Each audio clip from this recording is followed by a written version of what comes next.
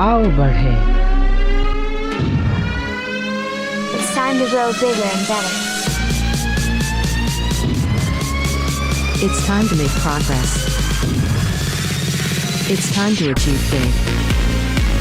यीशु ने कहा कि तुम्हारी ज्योति इतनी चमके कि लोग तुम्हारे जीवन को देखकर परमेश्वर की महिमा करें।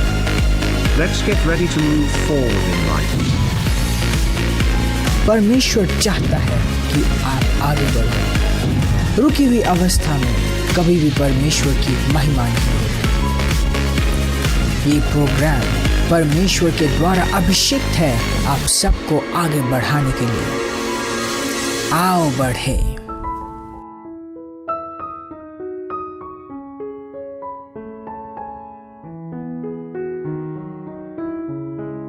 Pastor Zion. Transforming lives through the Word of God.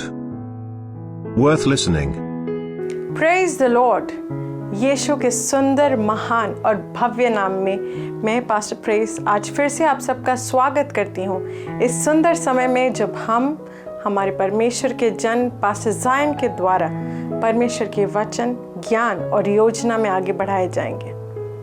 Bible इब्रानियों के 4:12 में हमें बताती है कि परमेश्वर का वचन दोधारी तलवार के समान है, एक्टिव है और जीवंत है। तो ये बहुत ज़रूरी है कि हम परमेश्वर के वचन को अपने अंदर इस तरह से संभालें कि हम हर एक चीज़ को भेद सकें, हर एक परेशानी से खुद को बाहर निकाल सकें, शैतान की हर एक जकड़ और पकड़ को अपने जीवन पर से तोड़ सकें। Praise the Lord. परमेश्वर का वचन सही मायने में छुटकारे को लेके आता है और आज पास्टर जायन आपको परमेश्वर के वचन से सही ज्ञान और नीतियाँ सिखाएंगे। मैं आपसे आग्रह करना चाहूँगी कि अपने पूरे परिवार के साथ इस सेशन को आप देखें और वचन के ज्ञान में आगे बढ़ें और अपने जीवन में परमेश्वर के सुसमाचार को जीवंत रूप से, भव्य रूप से देखें। Praise the Lord, hallelujah.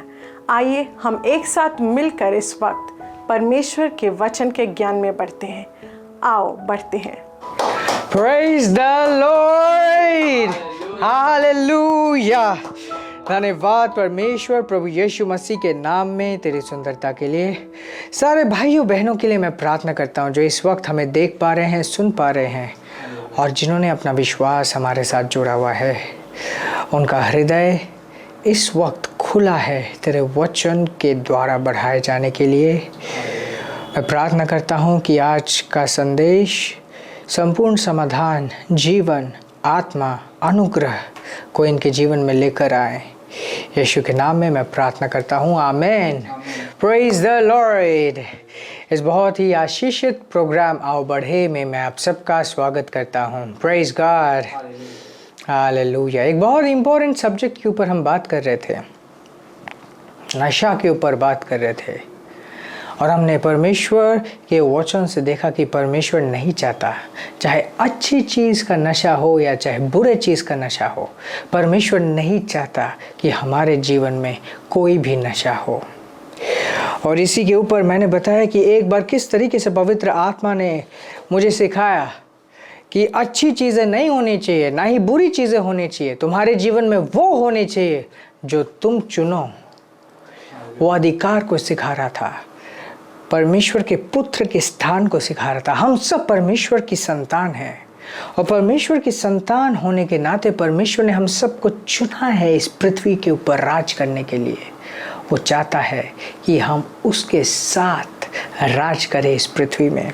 परमेश्वर राजाओं का राजा है और हम उसके अपने हैं। Praise God, praise God, praise God. So हमने पहला पॉइंट जो देखा वो ये था कि हमें अपने नज़रिए को बदलने की ज़रूरत है। जब एक व्यक्ति नशा का शिकार होता है, उसे इस बात को समझने की ज़रूरत है कि नशा क्या है। नशा एक आउटसाइड फोर्स है जो उसके ऊपर राज करने की कोशिश कर रही है है ना। बहुत बार एक व्यक्ति कहता है कि ओ परमेश्वर, मैं तो नशेड़ी हूं, मेरा विश्वास कैसे काम करेगा। मेरा कहना है कि अगर आपका विश्वास नहीं काम किया तो आप नशे में ही रह जाओगे। जब तक आप अपने विश्वास को एक्टिवेट नहीं करोगे, आप उस नशे से निकल नहीं सकते।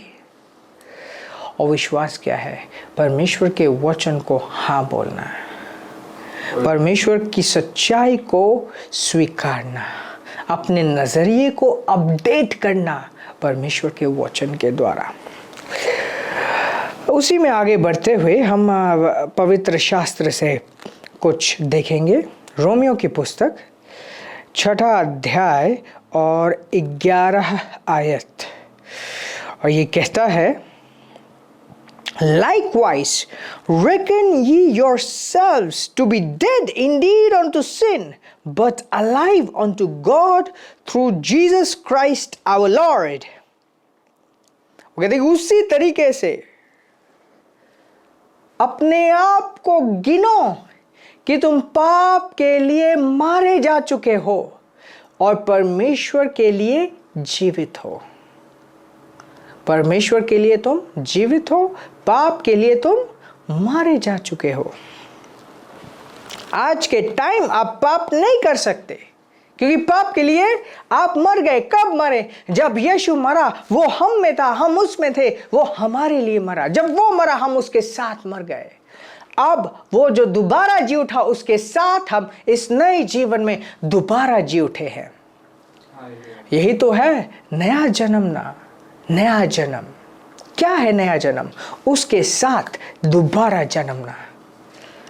और इस जन्म में हम पाप के ऊपर हैं, पाप के लिए हम मर चुके हैं, परमेश्वर के लिए जीवित है। Praise God. पर यहाँ पे एक बहुत ही इंटरेस्टिंग चीज हम देखने को पाते हैं। ये शुरुआत होता है likewise reckon ye yourself। Reckon मतलब अपने आप को इस तरीके से गिनो, काउंट अपने आप, काउंट योरसेल्फ, रेकन योरसेल्फ, है ना। हिसाब बनाते हैं, हिसाब में लिखते अच्छा ये बकाया है या तो ये एडवांस दिया हुआ है।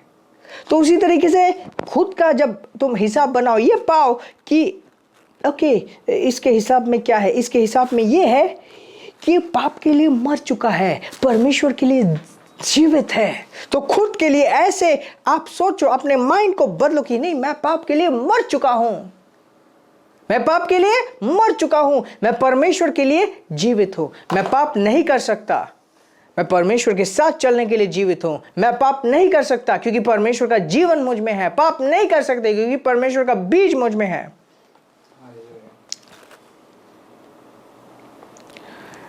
Praise God.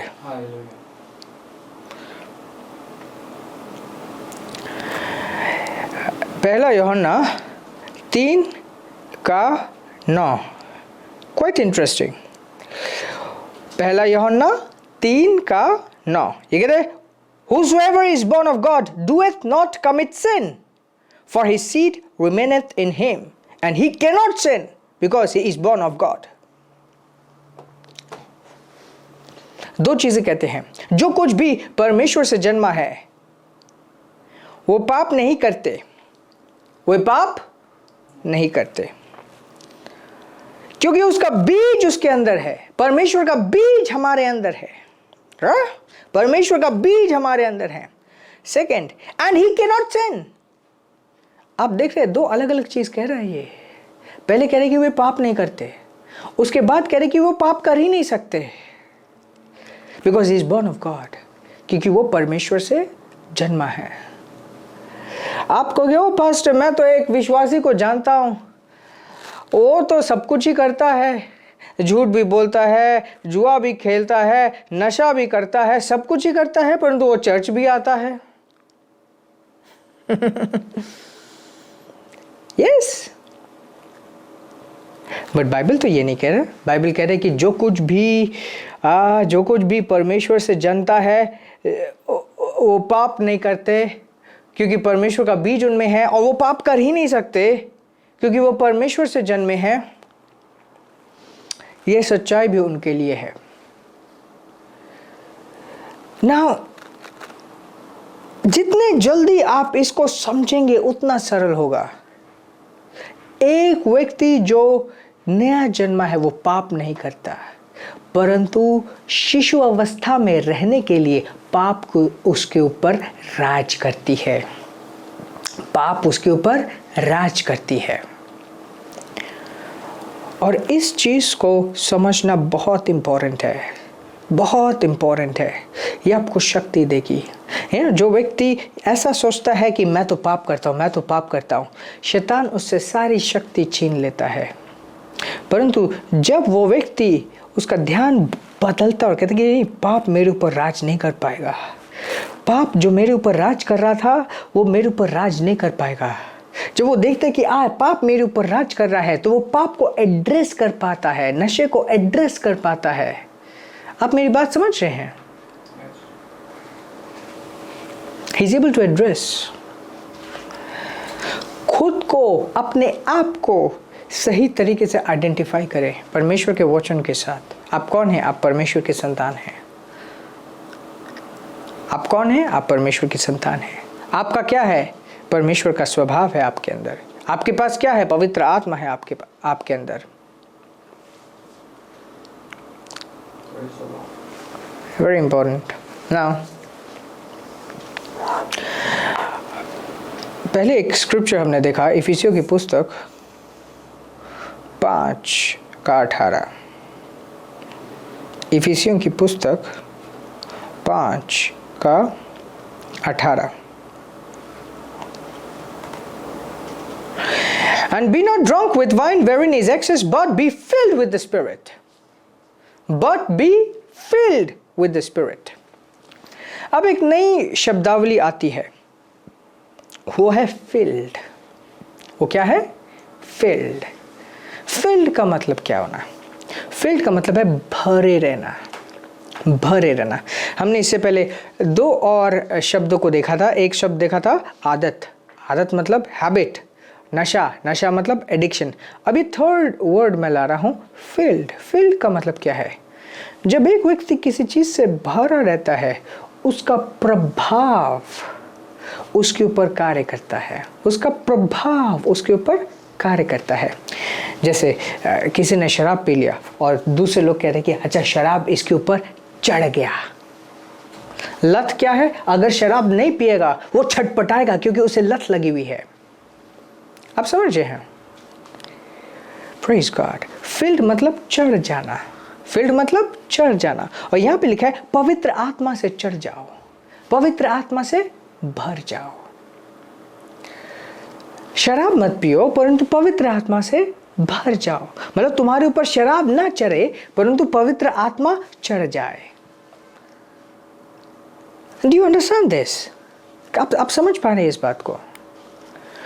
अगर पवित्र आत्मा तुम्हारे ऊपर चढ़ जाएगा मतलब तुम उसके प्रभाव में रहोगे, तुम पवित्र आत्मा के प्रभाव में रहोगे, इसके इंस्पिरेशन में कार्य करोगे। मैं दोबारा आपको ध्यान दिलाना चाहता हूं, मेरे वचनों को जो आप सुन रहे हैं इस तरीके से ना ले कि अच्छा ये तो मैंने सुना हुआ है, परंतु ध्यान दे। जब आप ध्यान देंगे तब पवित्र आत्मा आपसे डायरेक्ट बात करेगी, आपको परमेश्वर के क्षमता से भरेगी। Praise God, praise God, praise God. So पहली बात, first thing, very important, क्या नशे से आज़ादी पाना संभव है? Yes. क्या नशे से आज़ादी पाना सरलता के साथ संभव है? Yes. सरलता के साथ नशे से आज़ादी पाना संभव है? Yes. क्या करना होगा? सबसे पहले चुनना होगा, डिसाइड करना होगा कि yes, I will get out of it. Now, it's like बच्चे को हम कहते हैं कि स्कूल नहीं जाओगे, पढ़ाई नहीं करोगे तो तुम एग्जाम में फेल हो जाओगे, राइट? एक व्यक्ति स्कूल्स के एग्जाम में अगर फेल हो जाए फिर भी वो जिंदगी में कामयाब बन सकता है, परंतु अगर कोई जिंदगी के एग्जाम में फेल हो जाए देन वो गया, उसकी जिंदगी गई। नाउ जिंदगी में पास होने के लिए, जिंदगी में जीतने के लिए उसे आत्मिक चीज़ों में इन्वॉल्व होना बहुत ज़रूरी है, क्योंकि ये पृथ्वी, ये जीवन सब आत्मिक है, हम सब आत्मा से हैं। Okay, 1 Timothy chapter 4 verse 8, ध्यान दीजिए।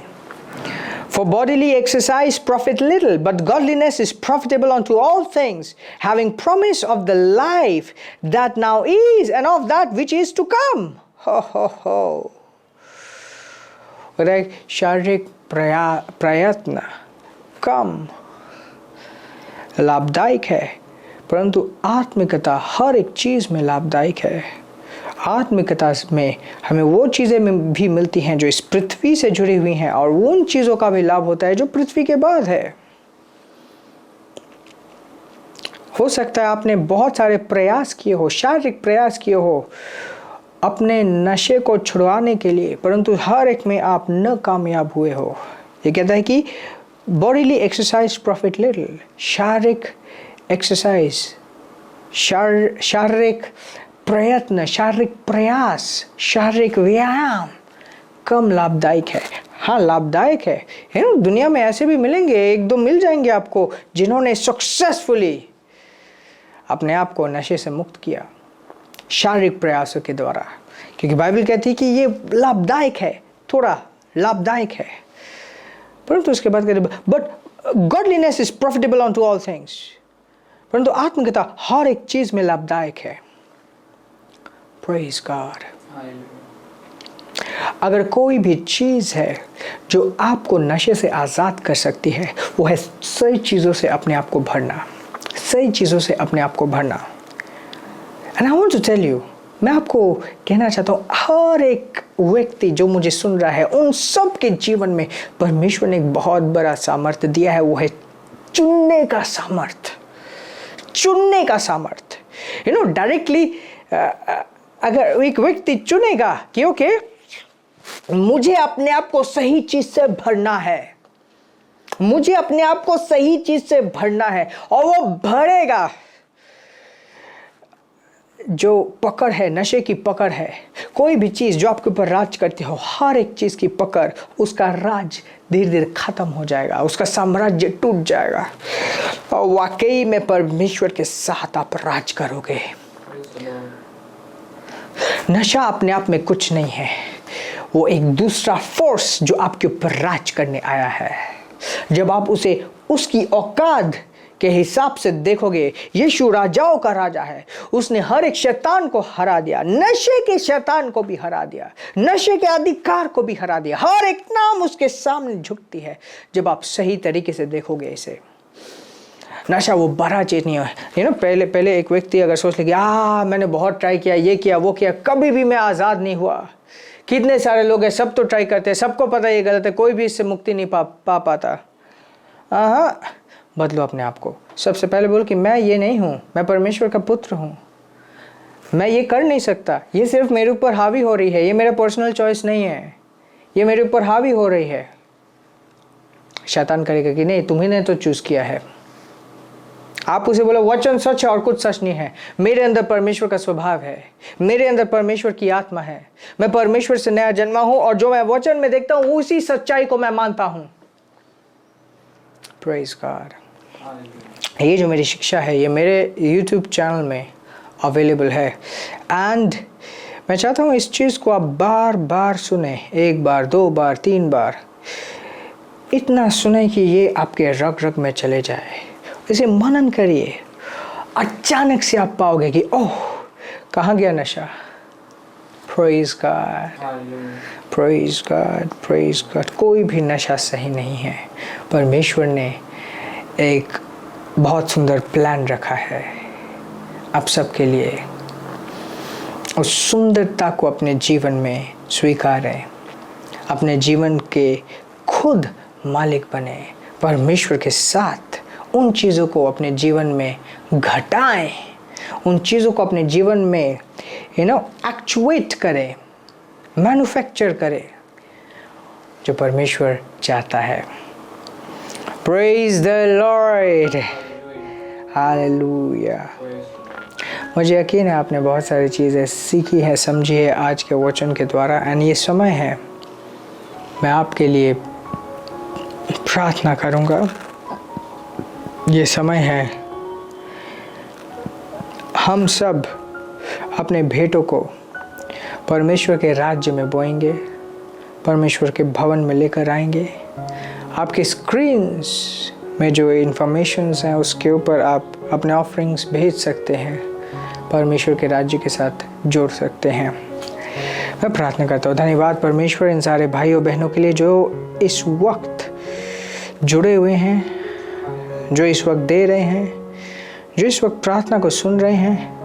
मैं प्रार्थना करता हूँ कि और ज़्यादा हक के साथ तो इन सब के जीवनों में कार्य करता है। यीशु के नाम को मैं नामता हूँ इन सब के ऊपर, और यीशु के नाम में मैं घोषणा करता हूँ कि तेरे वचन के द्वारा बढ़ाए गए हैं। चाहे वे भाई वे बहन जो लत के शिकार थे या ना थे, वो अपने जीवन में क्षमता को पाए हैं, राज करने की क्षमता को। धन्यवाद देते हैं तुझे प्रभु यीशु मसीह के नाम में, आमेन, आमेन, आमेन। Praise God, praise God, praise God, praise God, हालेलुया, प्रेज गॉड। मैं परमेश्वर को धन्यवाद देता हूँ एडवांस में कि आप सबके जीवनों में बहुत सारी गवाहियाँ हुई हैं इन वचनों के ऊपर चलने के द्वारा। Praise God. आशीषित रहें और आगे बढ़ते रहें। अगर आपने अपना जीवन अभी तक यीशु को नहीं दिया और आप इस वक्त परमेश्वर को अपने जीवन में बुलाना चाहते हैं, यही आपका समय है।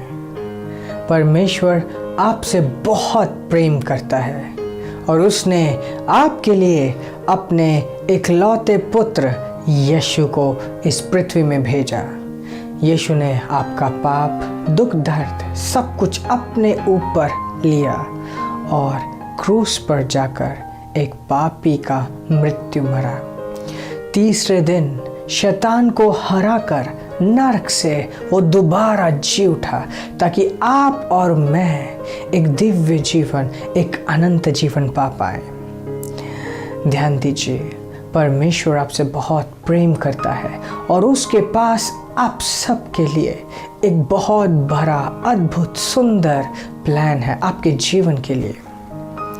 ये समय है, आप इस प्रार्थना को मेरे साथ साथ करेंगे और जैसे आप ऐसा करते हैं, आप परमेश्वर को बुलाएंगे और परमेश्वर आपके जीवन में आएगा। आइए सिंपल विश्वास के साथ, सरल विश्वास के साथ मेरे पीछे पीछे इस प्रार्थना को कीजिए। बोलिए, धन्यवाद परमेश्वर, यीशु के नाम में मैं तेरे प्रेम को इस वक्त अपने जीवन में ग्रहण करता हूँ। यीशु को अपने जीवन का उद्धारकर्ता और प्रभु ग्रहण करता हूँ। इस वक्त से तू मेरा पिता है और मैं तेरा पुत्र हूँ। तेरी आत्मा को मेरे जीवन में यीशु के नाम में मैं ग्रहण करता हूँ। धन्यवाद पिता, मुझसे प्रेम करने के लिए, मुझे यह नया जीवन देने के लिए, यीशु के नाम में, आमीन। अगर आपने ये प्रार्थना पहली बार इस वक्त की है तो मैं आपको बधाई देना चाहता हूँ कि आप इस वक्त से स्वर्ग के परिवार के निवासी हैं। और आपको बधाई देना चाहता हूँ कि आप एक नई सृष्टि है, परमेश्वर के बेटे हैं। हम आपके बारे में जानना चाहते हैं और अगर आपके जीवन में कोई समस्या है जिसके लिए आप प्रार्थना करवाना चाहते हैं तो दिए गए लिंक या कॉन्टैक्ट में ज़रूर संपर्क कीजिए। हम आपके बारे में जानना चाहते हैं ताकि हम आपके लिए प्रार्थना कर पाएँ। आशीषित रहें और आगे बढ़ते रहें। आमीन। Jesus said it's more blessed to give than to receive. Jesus said it's more blessed to give than to receive.